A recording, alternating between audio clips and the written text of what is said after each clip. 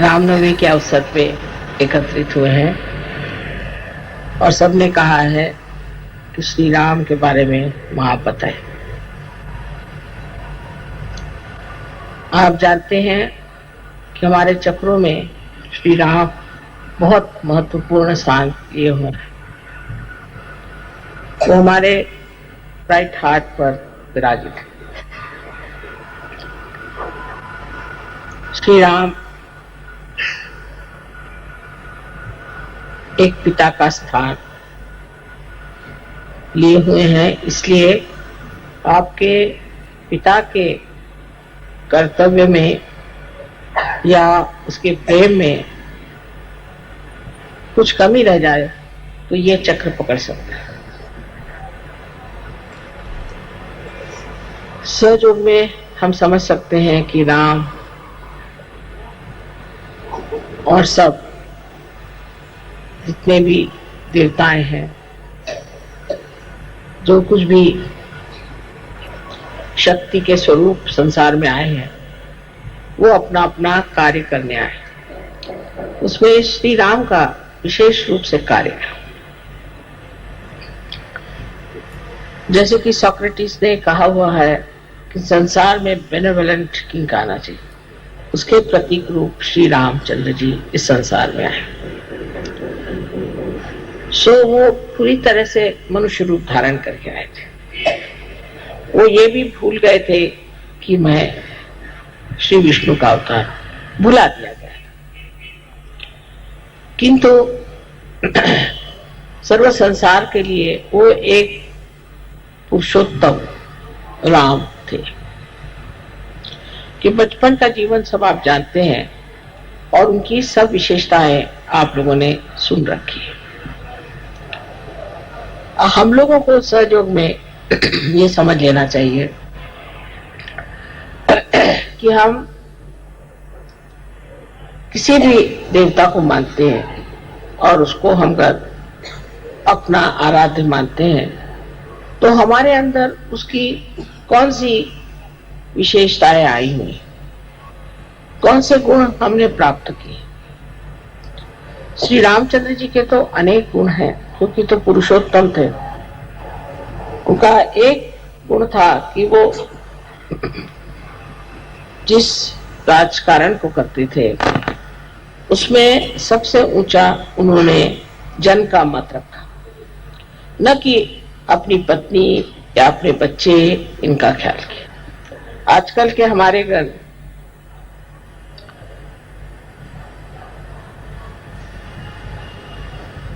राजकीय लोग, पॉलिटिशियंस इस चीज को समझ लें तो उनसे स्वार्थ ही निकल जाए, वो निस्वार्थ हो जाए, धर्मपरायण हो जाए। किंतु श्री राम की जो प्रतिमा है वही आज तक किसी ने भी अपनाने का प्रयत्न नहीं किया। उल्टे उनके भजन जरूर गाएंगे, उनके नाम से बहुत बड़े बड़े ऑर्गेनाइजेशन बने हैं, राम मंदिर बनाएंगे, लेकिन ये सब बना लेने से क्या श्री राम आपके अंदर प्रवेश कर सकते हैं? क्या आपके जीवन में उनका प्रकाश आ सकता है या नहीं? ये सिर्फ सहयोगी ही कर सकते हैं कि अपने अंदर बसे हुए श्री राम को अपने चित्त के प्रकाश में लाएं। वो अत्यंत निरपेक्ष थे। ऐसे तो सभी देवता लोग किसी भी पाप पुण्य से रहित होते हैं। कोई सा भी पाप जिसे हम पाप कहते हैं वो अगर करें तो वो पाप नहीं होता। जैसे श्री कृष्ण ने इतने लोगों को मारा, श्री राम ने रावण का वध किया, ये हमारे दुनियाई दृष्टि से हो सकता है कि पाप हो, किंतु परमात्मा की दृष्टि से नहीं हो सकता, क्योंकि इन्होंने दुष्टों का नाश किया, इन्होंने बुराई को हटाया और इनको अधिकार है कि ये इस कार्य को करने के लिए जो कुछ भी कर सकते हैं वो करें। जैसे देवी ने राक्षसों को संहार किया, राक्षसों का संहार किया, तो कोई कहेगा कि देवी ने ये पाप किया, किंतु उनका कार्य ही ये है कि वो राक्षसों का संहार करे और जो साधु हैं उन लोगों को संभाले। श्री रामचंद्र जी के जीवन में एक अहिल्योद्धार बहुत बड़ी चीज है। उन्होंने अहिल्या का उद्धार किया क्योंकि उसके पति ने उसे शापित कर दिया था। उस जमाने में भी कोई स्त्री अगर किसी भी तरह से वाम मार्ग में चली जाती थी तो उसका पति अगर साधु हो और उसकी स्थिति अगर ऊंची हो तो उसे शापित कर देता था। किंतु अहिल्या पे झूठा ही उन्होंने आरोप लगाया था, इल्जाम लगाया था और इस तरह से उसको भी उन्होंने पत्थर बना दिया। तो श्री राम ने उस अहिल्या का भी उद्धार कर दिया। विशेषकर उनकी जो पत्नी के प्रति प्रेम की एक पत्नी व्रत के प्रति जो एक उनका व्रत था वो बहुत समझना है। हालांकि वो जानते थे कि सीता जी महालक्ष्मी स्वरूपा है, वो स्वयं देवी है, किंतु मनुष्य के रूप उन्होंने अपने पत्नी के सिवाय किसी और स्त्री की तरफ आंख उठा करके भी नहीं देखा। जब हम राम की बात करते हैं तो हमारे अंदर जो पतित्व है वो भी हमारा स्वच्छ होना चाहिए। अगर कोई स्त्री श्री राम के बारे में सोचती है तो उसको भी अपने पति के प्रति वैसी ही श्रद्धा होनी चाहिए जैसे सीता जी को अपने पति के प्रति थी, और उसी प्रकार पति को भी श्री राम जैसे एक पत्नी व्रत होना चाहिए। सहयोग में बात कठिन नहीं है। स्त्री का मान रखना चाहिए, अपने पत्नी को मान से रखना चाहिए। और हालांकि रावण उनको उठा ले गए थे तो भी श्री राम ने ये कर्तव्य समझा कि सीता जी को वहां से छुड़ा कर लाए, और लोकनंदा के लिए जनमत को रखने कितना उनमें संतुलन था। उसी सीता को जिसके लिए इतने वर्ष मेहनत करके उसको छुड़ा कर लाए थे उन्होंने त्याग दिया। अर्थात सीता जी स्वयं साक्षात देवी थी तो उनका त्यागने का तो कोई विशेष परिणाम नहीं होने वाला था और उन्होंने उन्हें त्याग दिया। कारण लोग ऐसी बातें करते हैं जो जन हित के खिलाफ, क्योंकि उनका आदर्श इसी तरह से ऐसा न बन जाए कि जिससे लोग अपने यहाँ इस तरह की औरतों को पल पाए जिन पर की लोग शक करते। हालांकि वो निष्कलंका थी और देवी स्वरूपा स्वच्छ निर्मल थी।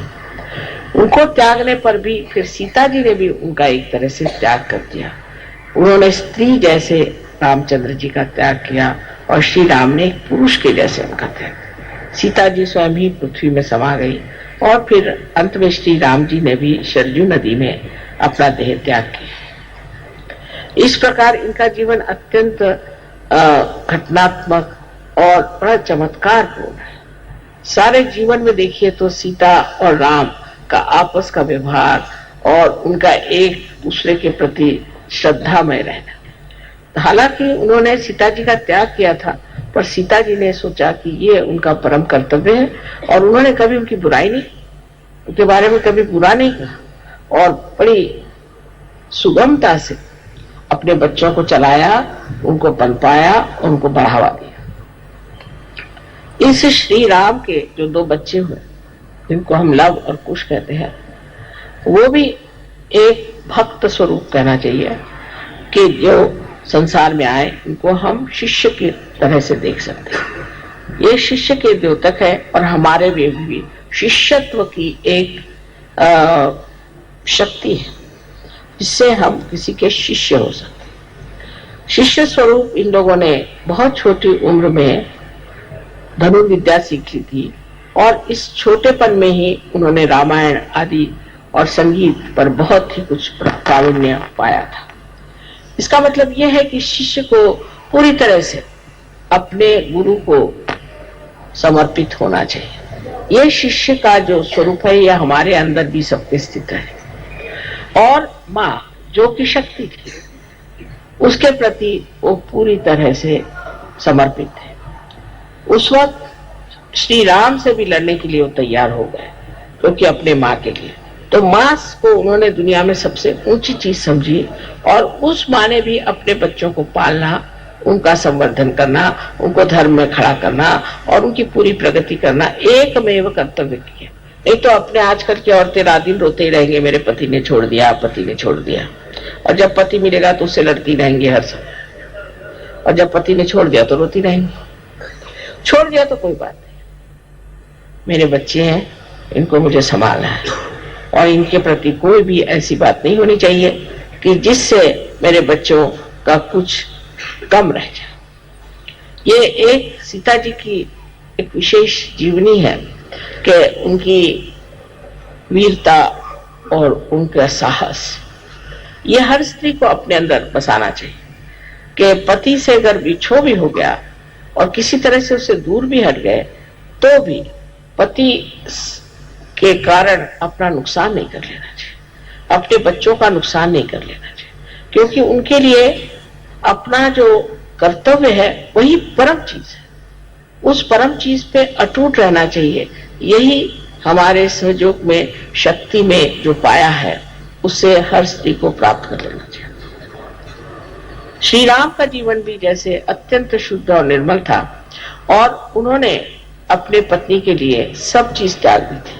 जब से उनकी पत्नी वनवास में रह गई, या जब उन्हें अकेला रहना पड़ा और जब उन्होंने उसका त्याग कर दिया, तो उन्होंने भी दुनिया के जितने भी आराम थे उन्हें छोड़ दिए। उसके लिए आप जानते हैं कि वो कुश पे सोते थे, जमीन पर सोते थे, और बगैर कुछ पैर में पहने हुए, और बहुत साधु पुरुष जैसे कपड़े पहन के घूमते थे। ये जो है ये कहानियां नहीं, ये सत्य है। अपने दुनिया में, इस भारतवर्ष में ऐसे अनेक लोग हैं जिनका जीवन एक बहुत उच्च किस्म का रहा, और उन्होंने कभी ऐसी छोटी ऊंची बातें सोची नहीं। पर ये सारे आदर्श हमारे देश में आने के बाद ये हो गया कि जब हम इन आदर्शों को देखते हैं तो हमारे अंदर ढोंग आ गया कि हम सोचते हैं कि हाँ, राम तो हम राम को मानते हैं, हमने राम का भजन कर दिया, हो गया। तो एक तरह का ढोंगीपना बहुत आ गया हमारा। जिन देशों में ऐसे आदर्श नहीं है तो वो कोशिश करते हैं कि हम आदर्श कैसे बने, हम कैसे अपने को ठीक बनाए, क्योंकि आपके सामने एक आदर्श आगे बन गया राम, अब हम तो नहीं राम हो सकते, और बन गए कृष्ण, हम तो कृष्ण नहीं हो सकते, और ये बन गए, वो बन गए, हमारा इनसे कोई ताल्लुक नहीं। इस तरह की भावना हम लोग लेते हैं। लेकिन हमारे अंदर अगर श्री राम है तो उनका प्रकाश हमारे चित्त में तो आ ही सकता, क्यों नहीं आ सकता? हम क्यों नहीं इसे प्राप्त करें? हम उस स्थिति को जानने क्यों नहीं कोशिश करें जिस स्थिति में श्री राम इस संसार में आए थे। एक सहयोगी को ये विचार कर लेना चाहिए कि श्री राम की स्थिति अगर हम प्राप्त कर लें तो अपने यहाँ का राजकारण ही खत्म हो जाए, अपने यहाँ की जितनी परेशानियां हैं ये सब खत्म हो जाए। जिस दिन सहयोगी ये अपने मन में ठान ले कि हम रामचंद्र जी जैसे